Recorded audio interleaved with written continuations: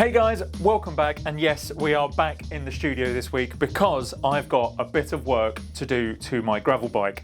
Now, this weekend I am heading up to the NEC in Birmingham for the photography show. For those that don't know, I am a full-time photographer as my main job, and as I say, I am working at the photography show this weekend, which is 108 miles from where I live. And I've decided, rather than getting the train up there, why don't I ride it? And so this is going to be my first sort of bike packing-ish trip because I will have a pannier rack and pannier bags on the back carrying all the clothing and bits and pieces that I need for the weekend while I'm staying up at the NEC. But there is a little bit to do to the bike before it goes on its maiden bike packing trip. Chief of which is that I need to change out the tyres for some smoother ones. If you watched the conversion video for this bike, you'll know that I put some pannier Gravel King SK pluses, I think they are, which are great on the rough stuff. They've got loads of knobbles, loads of grip on them, but when you're riding them on the road, which is chiefly what I'm going to be doing with this bike this weekend, they can be a little bit draggy and they are extremely heavy as well. So I'm going to change those out for some more road-friendly slicks, and then I'm also going to do something a little bit controversial for this bike particularly, seeing as it is so heavy. I'm going to put a carbon fibre fork on this. Now, I'm a little bit concerned about this. I've had this carbon fork for a while and I've been thinking about putting it on this bike, but I've always been put off because the bike is quite weighty. I don't want to put too much weight through that carbon fibre fork. However, seeing as I have always complained about how heavy this bike is, I want to try and trim the weight off as much as possible for this 108, 109 mile ride. Now, I know what you're thinking. Once I've got the pannier rack and the pannier bags on the back full of all the clothes and everything I'm going to need for this weekend, it's probably going to negate all the weight that I've lost from taking the steel fork off. But my thinking is that all that stuff's going to be on there anyway, so if I can take the 1.1 kilogram fork off, then it's just dropping the weight even further, and hopefully I should have a few less problems on the hills. So while we're talking about weight, the first thing I want to do is weigh it now to see how much it weighs, and then weigh it afterwards to see if it's made any difference at all. Okay, let's get this thing off the floor. Keep it steady. Oh god, that is heavy. Okay, that is coming in at 13.64 kilograms. She is a weighty girl, this bike, and I've always complained that she is about 13 and a half kilos. So it is time to strip some weight off of this thing. And the first thing I'm going to do is change out these very knobbly tyres. And I have gone for another set of pannier Gravel Kings, but these ones have got a much less knobbly profile on them. They're not quite as wide. These are 32mm wide tyres, whereas these ones are 43mm tyres. So at 11mm narrower, they are considerably narrower, but they are also considerably lighter. Now, I know that these tyres each weigh just over 500 grams, and as it tells me on the label of these ones, these weigh 310 grams. So I'm losing half a kilo just by changing the tyres. So I'm very excited about how this is going to turn out. So let's get the tyres changed, and then we can move on to the next job.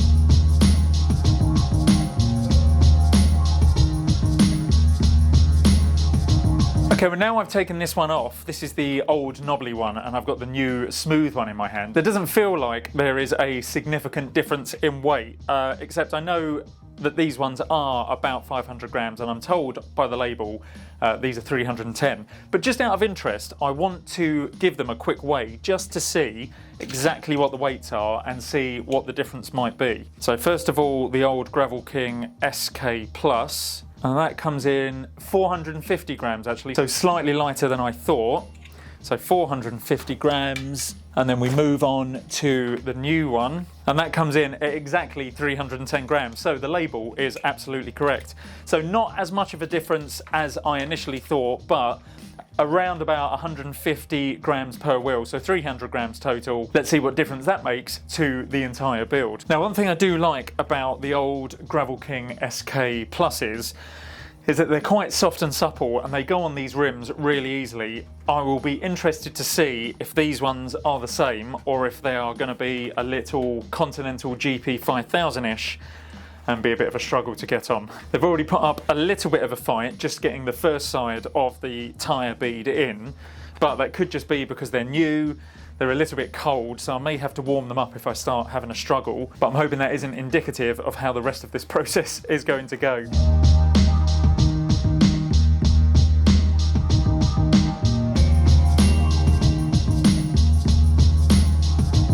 Okay, that is finally on. It wasn't the simple job I was hoping it would be, and it certainly isn't as easy as the old SK Pluses. I think part of the problem is because they are a lot narrower than the SK Pluses, and because they come folded up and lay flat, the tyre wants to consistently go back to its original format, flat. So when you try to bend it over and push the second bead in, around and under the hook, it just keeps trying to pop out. But once I'd got the first bit started and started moving around the wheel, it actually went a little easier. But then I did have to use a tyre lever again just to lever it back onto the rim and get it seated properly. However, I still wouldn't say that that's as difficult as a GP 5000 tyre, but it was still a bit of a struggle. Still, one down, one to go. I'll leave that to one side and get on with the rear one.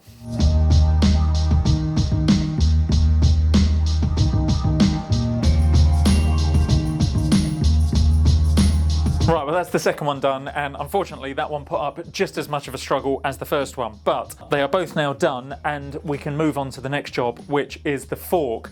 Now, if you've watched my previous video on the budget upgrades for your gravel bike, you'll know that a while ago I bought this suspension stem from AliExpress, and whilst it is very good, it's got a few foibles to it, but whilst it is very good and takes some of the sting out of the rougher trails, firstly, it is quite heavy, and secondly, I'm not really going to need it because, as I've said, I'm sticking mainly to roads on this one. So that's another thing that I can get rid of, and I'm going to replace it with the original stem that was on the bike. So let's drop the forks out and I can get rid of the stem, and then we can go about installing the new carbon fork.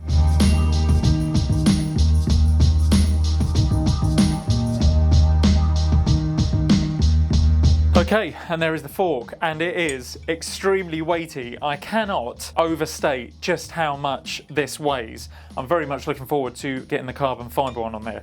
I'm going to be reusing all of the headset bearings for this, so I'm going to go ahead and take those off and then start prepping the new fork to go on. Okay, so moving on to the new fork. As you can see, this is a Toseek branded carbon fibre fork. Now, I've had a lot of luck with Toseek in the past, so I was more than happy to try them out again. And as I say, I did buy this quite some time ago with a view to putting it on the gravel bike when I first built it, but as I said earlier, I was a little bit nervous about that. However, the time has come where I need to swallow those nerves and just get on with it. So this fork cost me £60 from AliExpress, and immediately you can feel the difference in weight. Now, I know that's obvious, this is carbon fibre and the old one is steel, but the difference is night and day, and so I'm hoping that it should make quite a bit of difference. Now, the only thing is that you will see that there is quite a bit of difference between the lengths of the steerer. Now, I don't intend to cut this steerer down just yet because I don't know if I'm going to leave it on the bike or if I'm going to take it off after this trip and just keep it spare to use for another project. But that said, I'm quite happy with the amount of spacers that I have under the stem on the current setup as on the fork as it was. So I will leave the same amount of spacers under the stem and then just end up with a bit of a chimney on top of the stem, because there is every chance that I will take this back off of this bike once this trip is finished. And as I say, there's no point in cutting the steerer down because then it means it limits me on what projects I can use this on in the future. So with all that said, let's start getting it installed.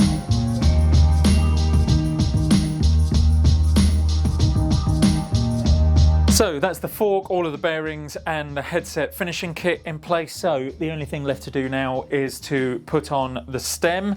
I'll put the spacers back on that were already on there. There are 5 of these 5mm spacers, so these will go back on there. As I say, these were on there before and I was very happy with how high the handlebars were sat, so I see no need to change that. So let's just see how much of a chimney I'm going to be left with on top of this stem. Okay, well that's not too bad. There is a good inch, maybe inch and a quarter on top of the stem there.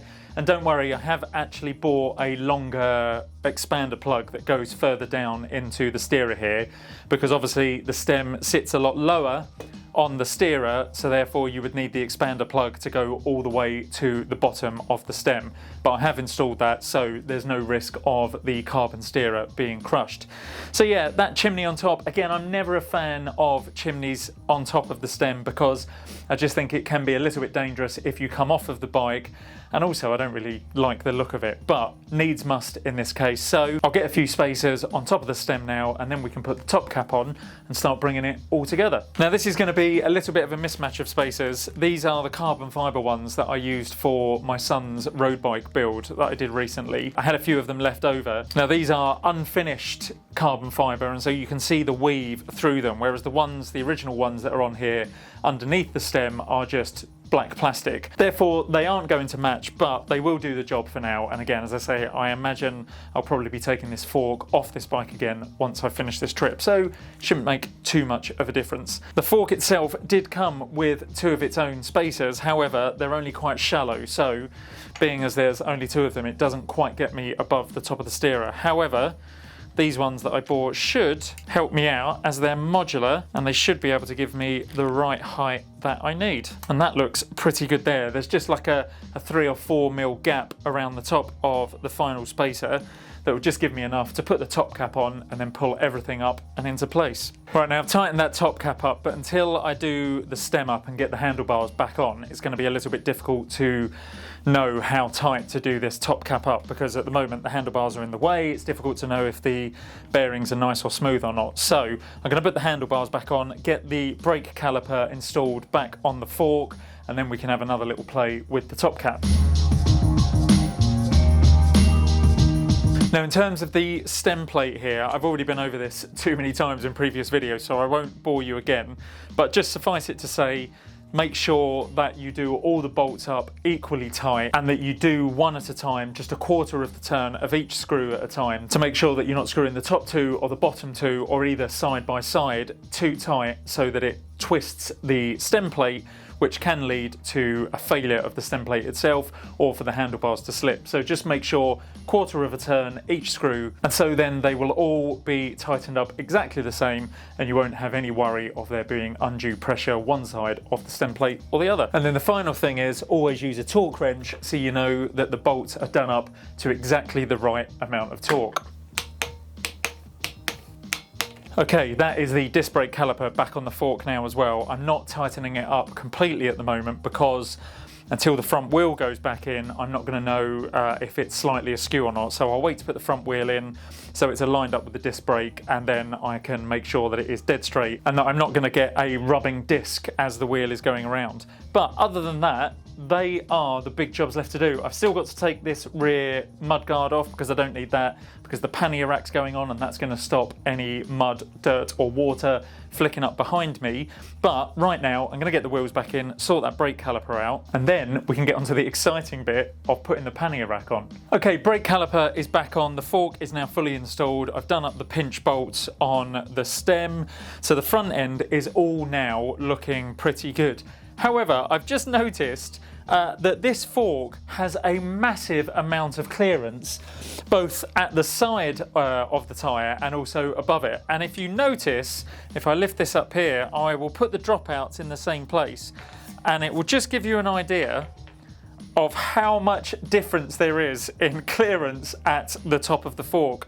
Now, I'm not entirely sure why that is. This is a 700C or 29-inch wheel.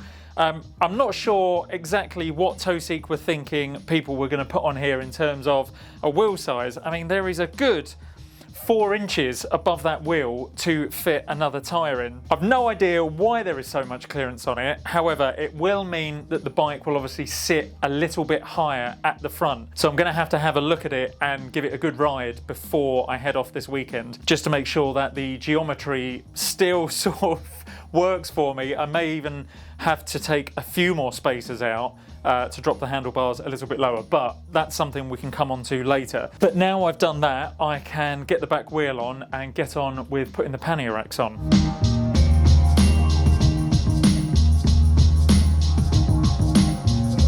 Okay, so here is my pannier rack. It's a fairly standard pannier rack. It is a Giant branded one, but I got this absolutely free off of my local free cycle website.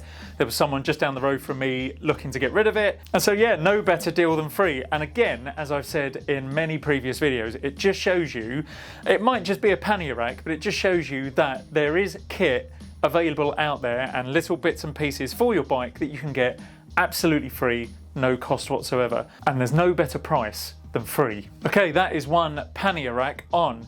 But a pannier rack itself is no good without a set of pannier bags. So let me introduce you to this little system that I got from AliExpress recently.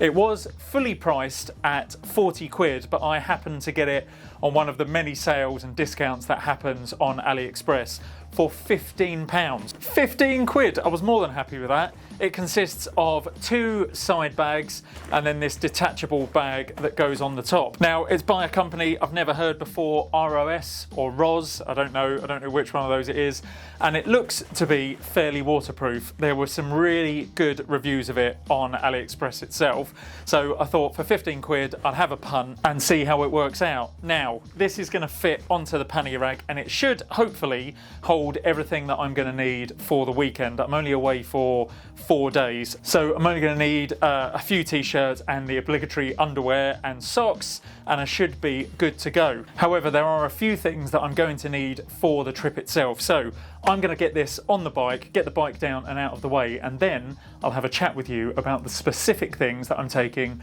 for this bike packing-ish trip.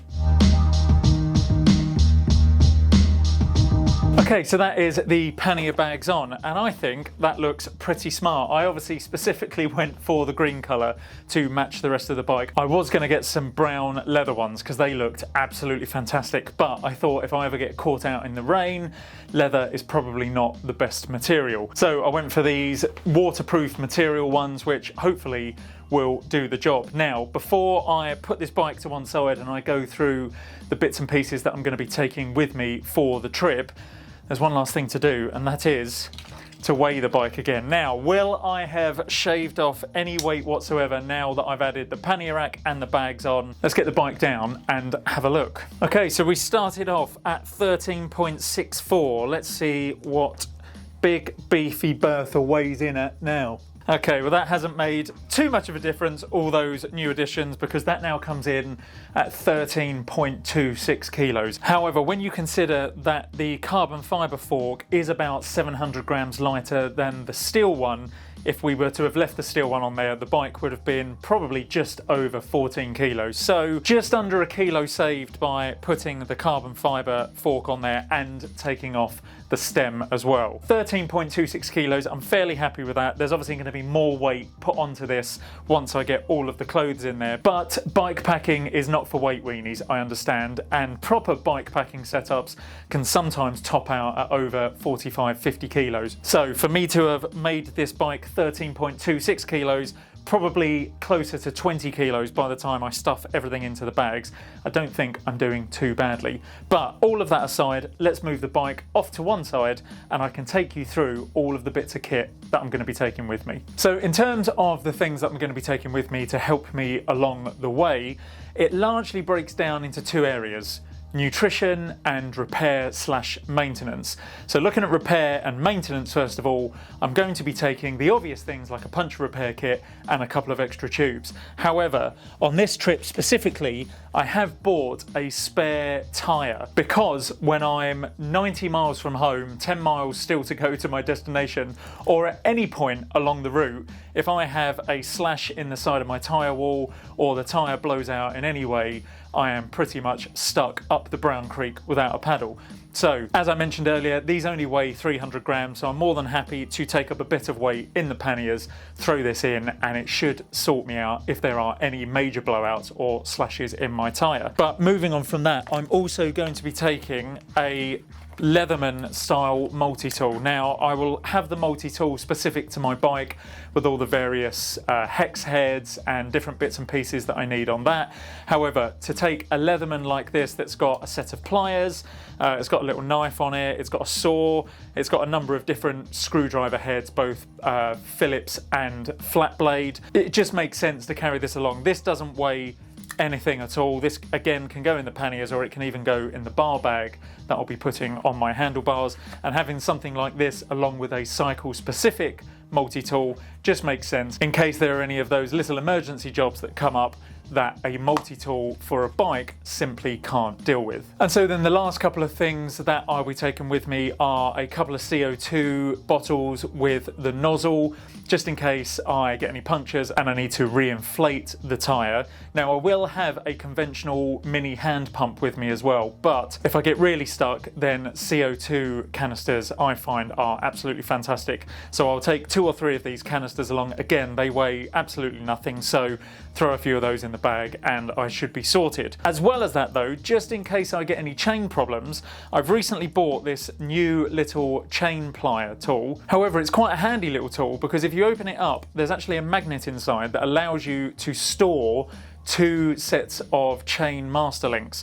So should I have a problem with my chain, should it snap, I know it's unlikely, but should it snap, I do have some master links ready in the chain plier, ready to go to reconnect the chain to get me in a pinch to my destination. Oh, and actually 2 final things I've just thought of. I will actually be taking some zip ties, cable ties, because these come in handy for a multitude of reasons. Should anything come loose anywhere on the bike or anything that just needs tightening, strapping to the bike, then zip ties are absolutely perfect. But as well as those, I'm going to be tearing a little bit of this gaffer tape or fabric tape off and finding somewhere to wrap this around, probably the CO2 canister, to be quite honest. I'll probably pull a metre or so of this off, wrap it around the CO2 canister, and again, like the zip ties, this can come in really handy if you just need to strap something up, something's fallen off, something's loose, and you need to just lash it to something. Now, don't get this stuff mixed up with duct tape. Not duct tape, I'll come back to that in a minute, but duct tape. Now, duct tape is generally a silver version of this, although you can get it in black as well, and it's used for sealing up air duct vents to stop any air getting in or out of the vents. Hence why it's called duct tape. Now, there is a brand of gaffer / fabric tape called duck tape.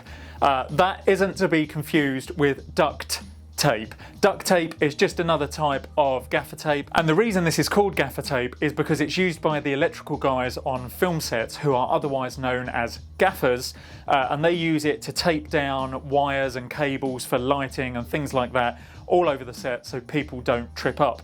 Now, the beauty of it is, and this is why they use it for that, is that this doesn't leave any residue when you pull it up. So it sticks really well, but it actually comes loose when you need it and doesn't leave any residue on the surface that you've left it on. So you can wrap it around a seat post, around your top tube, anything like that, and when you pull it off, none of the glue that it uses to stick will stay on your frame or whatever you've stuck it to. So duck, gaffer, or fabric tape, not duct tape, because that stuff sticks like brown stuff to a blanket and you'll never get it off. So stick with gaffer tape. And so that's repair and maintenance. And so then moving on to nutrition, I have a number of chocolate bars. These are Tunnocks caramel bars. Absolutely love these things. Full of sugar, full of carbs, should keep me going on the route.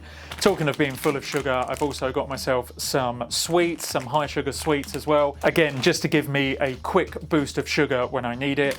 But for longer lasting energy, I've spoken about these before, I absolutely love these things. Velo Forte Amaro Chews. Now these are the sour cherry ones. They come in a number of different flavours. There's a lime, I think there's a cinnamon one, they do an orange one as well. But Velo Forte Chews, they're made with completely natural ingredients. They don't give you, or certainly they don't give me, rotten guts the day after I've eaten them. I've tried a number of different brands in the past and I always felt like I got gut rot the next day. Really not nice. These ones I've never had a problem with.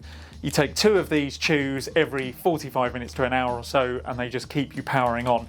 It was these that got me through Ride London, the 100-mile route of Ride London a couple of years ago. So yeah, definitely recommend Velo Forte Chews. They are absolutely fantastic. And then the final thing on nutrition nutrition is keeping yourself hydrated. Now, I always used to swear by the SIS hydration tablets. However, I have recently bought a couple of tubes of these Sturka hydration tabs. Now, I know everyone and their mother is advertising these at the moment. However, I've had a few friends that have used these recently and they absolutely swear by these now. They used to be big fans of the SIS tablets before, but these ones, they say they taste great and they never cramp up now. They only need to use one of these tabs compared to 2 tablets of the SIS variety. And they never cramp up. There's something like 1,000 grams of sodium and potassium in these ones, which is what staves off the dreaded cramp. So I'm going to take this entire tube with me. I'm going to have 2 bottles on the bike, and I'm also going to take a separate bottle of water with me as well to top up, because I found that when I did my 100-mile ride to Richmond Park and back on Christmas Eve last year, I ran out of water about 15-20 miles from the end, and it really affected me. I had to stop and buy some water, so I don't want to be without water again on this trip, because dehydration is a very real thing when you're sweating heavily on the bike. So that's it. That is everything I'm taking with me. I hope that should be just about everything I need. I've got some nice smooth tyres now, which should hopefully have a lot less rolling resistance than the knobbly ones I had before. A nice carbon fibre fork, which has taken a little bit of weight off the bike, and I've got rid of the very weighty suspension stem as well. But what do you guys think? Is there anything else I could have put on this bike, or anything else I should take with me to make this bike packing trip a little bit easier? And now I appreciate that 108, 109 miles isn't strictly bike packing territory, because that's all I'm doing, and then I'm staying at a hotel for 3 or 4 days. But I'm calling it a bike packing trip because I am obviously having to take loads of kit, all of my clothes and everything with me. So it's a bike packing light trip, and it should hopefully be a good stepping stone into bike packing for real. So let me know in the comments if there's anything else that you would have taken, or anything else on the bike that you'd have set up to make the ride more comfortable. But otherwise, as ever, I hope you enjoyed this video, and I will see you in the next one. Take care. It's not settling because I'm shaking so much.